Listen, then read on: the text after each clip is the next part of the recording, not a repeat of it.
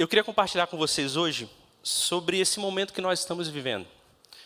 E esse momento que nós estamos vivendo é algo muito significativo para nós que somos cristãos, porque nós falamos da Páscoa. E não é só porque é um feriado religioso, ou porque você vai trabalhar menos na semana por causa do feriado, mas é porque nesse final de semana, iniciando na verdade no dia de ontem, na sexta, e indo até o dia de amanhã, nós nos lembramos de um episódio que marcou a história para sempre. E o dia mais importante da sua vida, você, meu irmão, minha irmã, você que nos visita hoje, não vai ser, apesar de ser muito bonito, o dia do seu casamento. Ou não foi se você já é casado. Ou o dia que você tiver filhos. Ou o dia que às vezes você nem está namorando e encontra aquela pessoa que você fala, esse é o meu amado, essa é a minha amada. Esse não vai ser o dia mais importante da sua vida. Muito menos até o dia que você se converteu. Não é o dia mais importante da sua vida. O dia mais importante da sua vida, ele aconteceu já há mais de 2000 anos atrás. Até porque se esse dia não tivesse acontecido, nada do que nós fazemos hoje seria possível. Nada do que nós vivemos hoje seria possível. Nada do que os momentos maravilhosos que você vive, seja com a sua família, seja naquela viagem dos sonhos, seja tendo o emprego da sua vida, a faculdade que você sempre sonhou, o salário que você sempre quis, ou as coisas que você sempre quis comprar.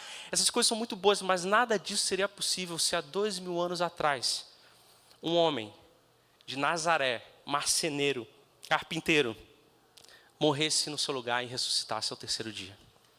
Nada disso seria possível. Por isso que esse final de semana, esse tempo que nós estamos vivendo, de ontem para amanhã, é algo tão significativo, porque se hoje existe a possibilidade de você ter uma vida feliz, plena, alegre, abundante, isso só é possível por causa desse momento que aconteceu. E talvez você não creia nisso. Ou talvez você olhe e fale, será que isso aconteceu? Eu te convido a estudar um pouco mais sobre a história e ver que até pessoas que não são cristãs, historiadores, eles confirmam que houve a morte e inclusive a ressurreição de Cristo. Então nós não estamos falando aqui de algo que um livro conta. Nós estamos falando aqui de algo que foi histórico. E de algo sobrenatural que aconteceu em toda a humanidade. Por isso que nós falamos sobre a Páscoa, por isso que nós lembramos sobre a Páscoa, por isso que nós devemos passar por esse período intencionalmente, incessantemente, lembrando desse dia que mudou nossas vidas para sempre. E aconteceu algo um pouco antes desse dia, um pouco antes da crucificação de Cristo, da ressurreição dele, que foi a ceia que ele teve com os discípulos. E em um momento da ceia aconteceu algo que para eles ali naquele momento foi algo desesperador, algo que eles falaram, não, isso não pode estar acontecendo, meu Deus, não é para isso acontecer. Eles ficaram assim abismados, que foi a cena, o momento que nós lemos lá em João 13, de 4 a 5, onde nós lemos o seguinte, assim, levantou-se da mesa, tirou a sua capa, colocou uma toalha em volta da cintura e depois disso derramou água numa bacia e começou a lavar os pés dos seus discípulos, enxugando-os com a toalha que estava em sua cintura. E se a gente continuar lendo, a gente vê que principalmente o apóstolo Pedro, ele se desespera e fala, não, você não pode fazer isso. E aqui eu quero dar um breve contexto, talvez você já saiba disso, mas eu quero repetir, que é a questão de, naquele tempo, lavar o pé de outra pessoa era simplesmente o trabalho mais humilhante que a pessoa poderia fazer. Era deixado só para o escravo, quando recebia, né, eu tenho a minha casa, eu recebo um convidado e eu pego o pior dos meus escravos e eu ponho ele para fazer esse trabalho de lavar os pés. Era uma situação repugnante, era algo imundo. Então, quando Pedro vê Jesus tomando aquela posição, tirando a capa, botando a toalha na cintura, enchendo a bacia e lavando os pés dos discípulos, ele se desespera, porque aquilo ali era a pior humilhação que uma pessoa poderia fazer. E por quê? Quando as pessoas naquela época caminhavam, elas não tinham os sapatos que nós temos hoje, então os pés delas se sujavam muito. Sujavam, e aí eu ia para casa de alguém, e aí uma forma, né, de eu me tornar, abre aspas, limpo, era lavando os meus pés, porque aqueles pés ali, eles diziam que eu havia caminhado na rua. E talvez era possível descobrir o quão longe a pessoa caminhou de acordo com a sujeira que ela tinha nos pés. Porque se você chega na casa de alguém, seu pé não está tão sujo, a pessoa, Foi só na esquina ali comprar o pão e voltou, não deu para sujar tanto. Mas talvez a pessoa chegava ali com os pés imundos. A gente podia imaginar que ela caminhou um longo caminho para chegar até a nossa casa. E dependendo da sujeira que havia nos pés da pessoa, talvez a gente podia até imaginar por onde ela caminhou. Vou dar um exemplo. Eu não sou de Campo Grande. Eu nasci no Rio de Janeiro e quando a gente estava pegando um ônibus no Rio, existia algo que sinalizava, quando alguém entrava no ônibus, se essa pessoa tinha ido na praia ou não. E ela podia nem estar com cadeira, com biquíni, com sunga, nada disso. A gente sabia, olhando para uma coisa, que ela tinha estado na praia ou não. O que era? Se os pés dela estavam sujos de areia. Então, era muito comum, né? Eu pegava um ônibus voltando do trabalho para casa que passava assim em frente à praia e as pessoas entravam, né? Dava até aquela inveja, pois estou trabalhando, o pessoal está na praia no meio da semana. E aí elas entravam e a gente via, e é normal sujar ali o chão de areia, porque os pés daquelas pessoas comunicavam onde elas estavam, o caminho que elas tinham percorrido, onde elas estavam andando. Você bate até o pé assim, quando talvez você vai entrar no carro com a toalha, assim, para tirar aquela areia que está ali. E quando nós andamos, quando nós caminhamos, quando nós trilhamos a nossa vida, nós percorremos alguns caminhos que sujeiras vão sujando os nossos pés. E se nós olharmos simbolicamente para as pessoas, através dos pés dela e da sujeira que existe no pé dela, nós sabemos por onde ela caminhou. Nós sabemos por onde ela andou, nós sabemos o caminho que ela trilhou até chegar àquele momento. Assim como é quando a gente olha alguém chegando da praia, ou, por exemplo, você vê o Gui chegando de chuteira. Eu sei que ele estava no futebol. Então, os pés, eles anunciam e comunicam o caminho que a pessoa percorreu até aquele momento. Só que tem uma história, tem um caminho, que eu e você percorremos ele, mesmo sem saber. Existem sujeiras sobre os nossos pés de um caminho que a gente já trilhou, mesmo que a gente não saiba, ou mesmo que a gente não quisesse trilhar esse caminho. Esse caminho ele é tão forte, a sujeira ela é tão forte nos nossos pés, que até no momento que você nasce, os seus pés já estão sujos. E isso, talvez você já tenha pensado aí, a gente está falando de pecado. Só que é muito assim, abstrato eu chegar e falar assim, você é um pecador, você é uma pecadora. É muito abstrato eu chegar e falar assim, existe um caminho que você já trilhou, desde o dia do seu nascimento, que é um caminho de pecado. E seus pés já estão sujos com aquele caminho, seus pés já comunicam que você percorreu aquele caminho. Então assim, é muito abstrato eu chegar e falar, ó, existe sujeira nos seus pés comunicam que você é alguém pecador e alguém pecadora. Só que Paulo, ele nos traz um texto que ele começa a exemplificar o que é ser alguém que caminha nesse caminho de pecado. Basicamente, ele está falando de todo mundo, incluindo nós. Lá em Romanos 3:9, Paulo ele começa a falar assim, o que concluiremos então? Estamos em posição de vantagem? Não. Ele está falando assim, existe alguém que está trilhando esse caminho e sujando os seus pés, que pode, por algum motivo, decidir por si próprio não percorrer esse caminho, ou mudar de direção, ou decidir não continuar? Paulo responde, não. Existe alguém que está pior ou melhor nesse caminho, mais sujo ou menos sujo? Paulo diz, não. O que ele está dizendo aqui é que esse caminho, ele não é opcional. Ele não é opcional. Ele não é aquilo que você deixa de fazer, até porque quando nós falamos de pecado, nós não estamos falando sobre aquilo que nós fazemos, nós estamos falando sobre aquilo que nós somos. Se nós estamos falando sobre aquilo que nós somos, não importa o que você faça, isso não muda a sua situação, isso não consegue te tirar desse caminho, isso não consegue apagar a sujeira que está sobre os seus pés, não adianta. Não é sobre o que você faz, então eu vou decidir parar, eu vou decidir mudar as minhas atitudes, eu vou decidir mudar de vida, não importa, porque é quem você é a natureza de quem você é, o caminho que você percorre, que você querendo ou não. E ele continua, já demonstramos que tanto judeus quanto gentios estão debaixo do pecado, como está escrito, e aqui ele começa a falar o que nós temos nesse caminho. Quais são as sujeiras que estão nos nossos pés enquanto nós percorremos esse caminho? Ele falando assim, não há um justo, nenhum sequer, não há ninguém que entenda, ninguém que busque a Deus. Você já imaginou viver uma vida e percorrer um caminho onde você não deseja buscar Deus, não importa o que você faça, e você é injusto em todas as situações que você toma a decisão? Todo momento, você não consegue ser justo naquilo que você faz. A todo momento, você não consegue buscar a Deus, você não consegue nem sentir o desejo de buscar a Deus, você não consegue nem ter fome de buscar a Deus.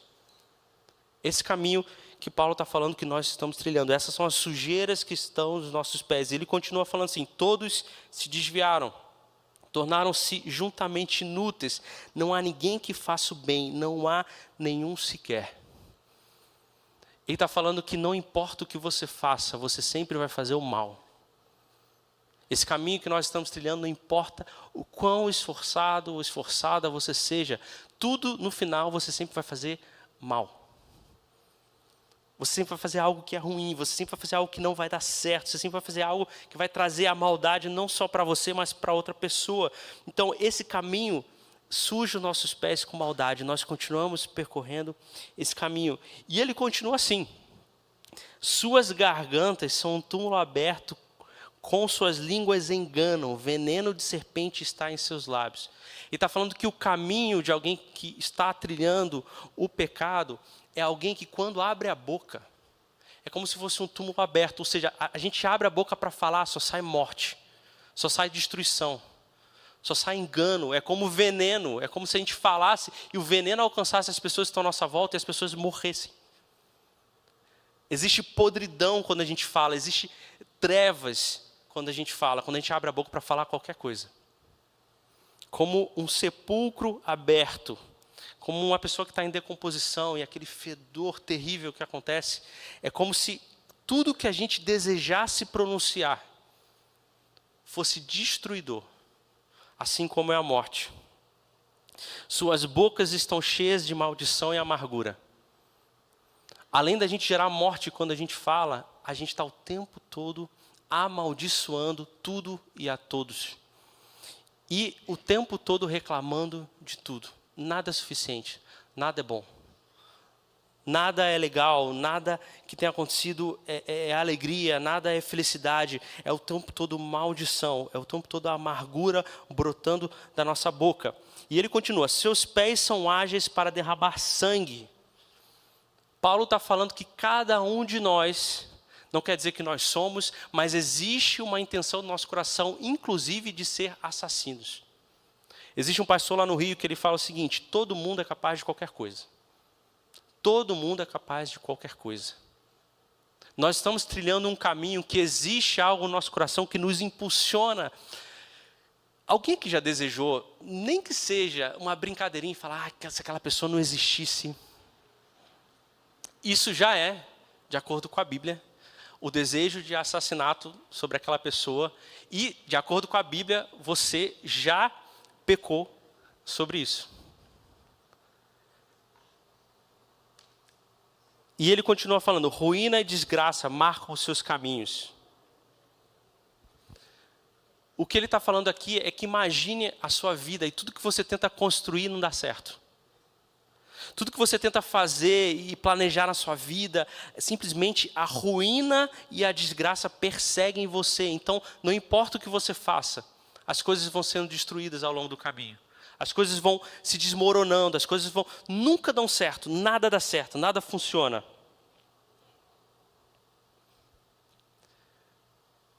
E ele continua falando assim, e não conhece um caminho da paz, aos seus olhos é inútil temer a Deus.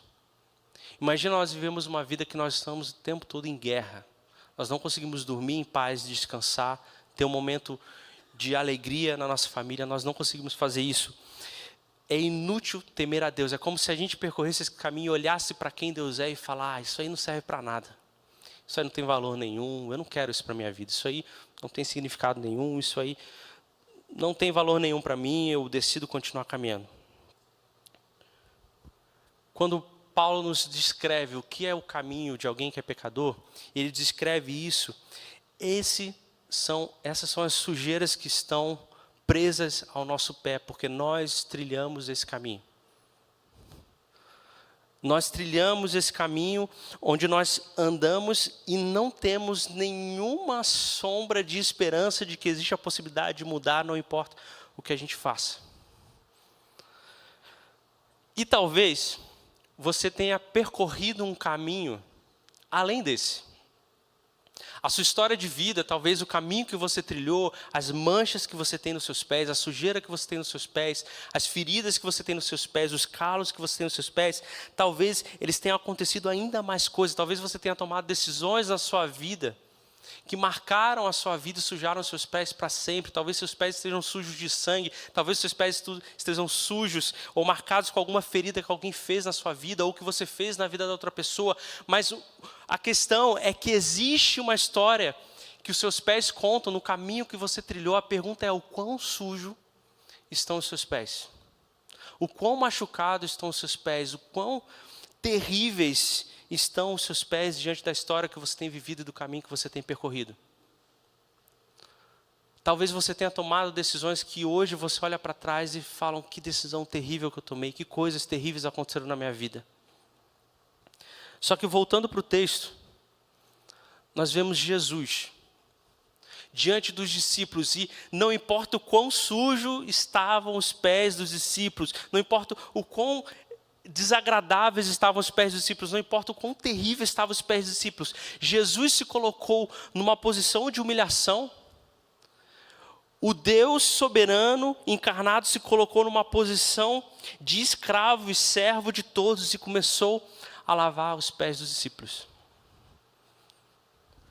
Jesus começou a comunicar para os discípulos falando assim: olha, não importa quão sujo tenha sido o seu caminho, não importa o quão terrível tenha sido a sua caminhada até aqui, não importa se você não consegue lavar os seus próprios pés por causa do pecado e daquilo que a gente escreveu aqui, não importa, porque eu me submeto em humilhação para lavar os seus pés. Eu me coloco numa posição de servo, sem olhar, sem querer saber por onde você caminhou e andou, e eu hoje lavo os pés de vocês e torno eles puros e limpos novamente. Hoje eu trago uma esperança para vocês de que vocês podem recomeçar a caminhada de vocês de novo. Hoje eu trago uma esperança para vocês que eu posso literalmente não me importar com o que aconteceu e te lavar completamente para que você inicie uma nova caminhada. Essa sujeira que nós temos nos nossos pés, que a caminhada nos trouxe, principalmente por conta de pecado, não importa o quanto você queira esfregar os seus pés, você nunca vai conseguir limpar elas. Mas Jesus, Ele vem com a água viva e começa a lavar os seus pés, e aquelas sujeiras vão saindo, e aquelas feridas vão sendo curadas, e os calos vão saindo, e você consegue novamente iniciar o seu caminho. Isso é muito interessante porque Jesus ele fez isso com os discípulos. E novamente Jesus fez isso, só que dessa vez ele lavou os pés de toda a humanidade no dia que ele morreu e depois quando ele ressuscitou. No dia que Jesus ressuscitou, ele estava comunicando para todo mundo, ele fala: olha, esse caminho que você tem trilhado de pecado, ou o caminho que você tem trilhado pelas suas próprias decisões, a partir de hoje, eu crio um novo caminho para você, um caminho onde você vai entrar com os pés lavados, e você vai poder trilhar esse caminho, sem saber o que aconteceu na sua vida, sem histórico, onde você vai olhar para frente e vai ter a esperança de que existe a vida eterna, e você vai começar de novo. Você vai começar de novo nesse novo caminho que eu estou criando para você, e você inicia esse novo caminho limpo. Com os pés limpos, sem sujeira, porque eu me submeti, eu me coloquei numa posição de servo, e eu trilhei e construí esse novo caminho, e ele está disponível para nós. Um caminho de esperança, um caminho onde nós começamos sem ter nenhuma sujeira do nosso passado. Eu queria chamar a banda aqui. Quando nós olhamos para a Páscoa, e nós olhamos para o dia de ontem e lembramos que Jesus se colocou nessa posição de servo e se humilhou e morreu por nós. E nós nos lembramos do dia de amanhã, o dia que Ele ressuscitou e o túmulo está vazio. É justamente nisso que nós estamos nos apoiando. Nós estamos olhando e falando: não importa o quão pecador eu fui. Não importa o quão sujos estão os meus pés, existe um novo caminho a ser trilhado. Um novo caminho onde Jesus lava as nossas sujeiras e o nosso pecado e libera a porta para que a gente possa caminhar em direção à esperança. Um caminho onde nós podemos ter vida, um caminho onde nós podemos ter vida plena, alegria, viver abundantemente, poder planejar as coisas e as coisas acontecerem, poder construir uma família, poder desejar e sonhar e planejar tudo que nós queremos fazer na nossa vida. E isso só é possível porque nós entramos nesse novo caminho, porque Jesus nos limpou. Jesus transformou. Em Romanos 8:37 nós lemos assim: mas em todas as coisas somos mais do que vencedores por meio daquele que nos amou. Por meio daquele que nos amou. Por que Jesus decidiu se humilhar e limpar algo que é culpa minha? A resposta é porque simplesmente Ele decidiu nos amar. Simplesmente porque Ele nos amou. Isso já é informação suficiente para eu me constranger e falar: Jesus, obrigado, obrigado, obrigado, obrigado. Porque o Senhor fez algo que eu não poderia fazer. E o Senhor me deu algo que eu nunca poderia conquistar. E hoje eu posso viver por conta da obra, da cruz, da ressurreição e do túmulo vazio. Pois estou convencido de que nem a morte, nem a vida, nem anjos, nem demônios, nem presentes, nem futuro, nem quaisquer poderes, nem altura, nem profundidade, nem qualquer outra coisa na criação seja capaz de nos separar do amor de Deus que está em Cristo Jesus, nosso Senhor. Não há nada que a gente possa fazer para nos separar desse amor que Jesus tem por nós. Esse caminho está pronto. Talvez você aqui essa noite esteja falando: não, mas será que os meus pés estão tão sujos no caminho que eu tenho trilhado? Será que é possível com que eles sejam limpos eu possa trilhar esse caminho? A resposta para você é sim. A resposta para você é sim. Diante de tudo que eu já fiz na minha vida, será que existe a possibilidade de eu viver essa nova esperança? A resposta é sim. E quando nós falamos assim: Jesus morreu por você, o que nós estamos falando é que a sua vida foi transformada para sempre. O seu caminho foi mudado para sempre. As cicatrizes e sujeiras foram tiradas da sua vida para sempre. E hoje nós temos um dos maiores símbolos desse momento, que é a ceia do Senhor, que simboliza o sangue e o corpo de Cristo que foi entregue pelas nossas vidas. Esse momento da ceia é um momento onde nós olhamos para a nossa história e fala: Deus, eu sei que eu sou isso que Paulo falou sobre mim. Eu sei que eu sou essa pessoa e eu sei que eu posso cometer todas essas coisas. Eu sei que eu já fiz alguma dessas coisas. Mas quando eu lembro do que o Senhor fez por mim, eu vejo a possibilidade de um novo caminho que eu posso trilhar. Eu vejo a possibilidade de uma esperança que o Senhor me prometeu, que é a vida eterna. Se você não pegou o cálice, o pão tem ali atrás, você pode se levantar para pegar.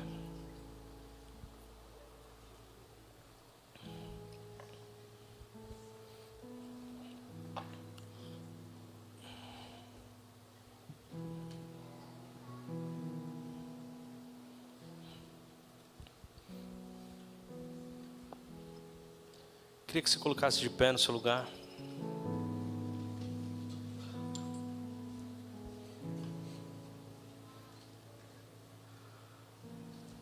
Quando nós ceamos, nós estamos lembrando daquele dia, de tudo que Jesus fez por nós. Pois recebi do Senhor o que também lhes entreguei, que o Senhor Jesus, da noite em que foi traído, tomou o pão e, tendo dado graças, partiu e disse: isto é o meu corpo, que é dado em favor de vocês, façam isso em memória de mim. Podem comer o pão?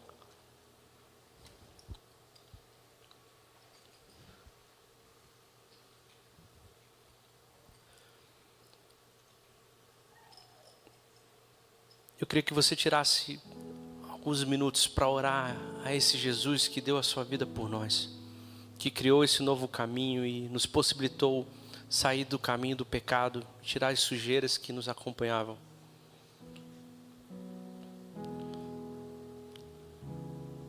Jesus, nós queremos nos lembrar da tão grande salvação que nós recebemos por causa do Teu amor.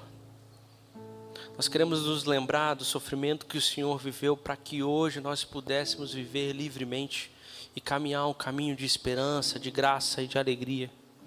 Nós queremos nos lembrar de que nós nunca poderíamos nos tirar das trevas e da condenação do pecado, mas o Senhor se colocou no nosso lugar para que hoje a gente vivesse em liberdade. Nós queremos nos lembrar que naquele dia que o Senhor ressuscitou, todas as coisas mudaram para sempre, a história mudou para sempre. Nós queremos nos lembrar que existe a esperança da vida eterna, de que um dia estaremos com o Senhor, vivendo eternamente ao seu lado. Nós queremos nos lembrar da sua gloriosa graça que derramou sobre a nossa vida. E hoje nós podemos declarar ao Senhor que o Senhor é Rei sobre toda a terra. Que não há morte que vença o Senhor, que não há nada ou poder que vença o Senhor. Nós queremos nos lembrar da grande obra que o Senhor fez para a nossa vida. Da mesma forma, depois da ceia, Ele tomou o cálice e disse: esse é o cálice e a nova aliança do meu sangue. Façam isso sempre que beberem em memória de mim. Beba.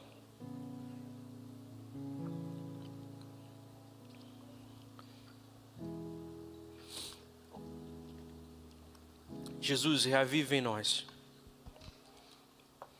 Reavive em nós a paixão. Reavive em nós o constrangimento de entender o amor que o Senhor tem por nós. Reavive em nós esse desejo de te buscar mais do que qualquer coisa. Reavive em nós a vontade de estar diante do Senhor todos os dias da nossa vida. Nos traga a memória do caminho do qual o Senhor nos tirou, para que a gente possa sempre glorificar o Seu nome, celebrar o Seu nome, honrar o Seu nome. Traga o constrangimento e o peso do nosso coração de quem nós éramos sem o Senhor e de quem nós podemos nos tornar sem o Senhor, para que a gente possa percorrer esse novo caminho com esperança. Em nome de Jesus, amém.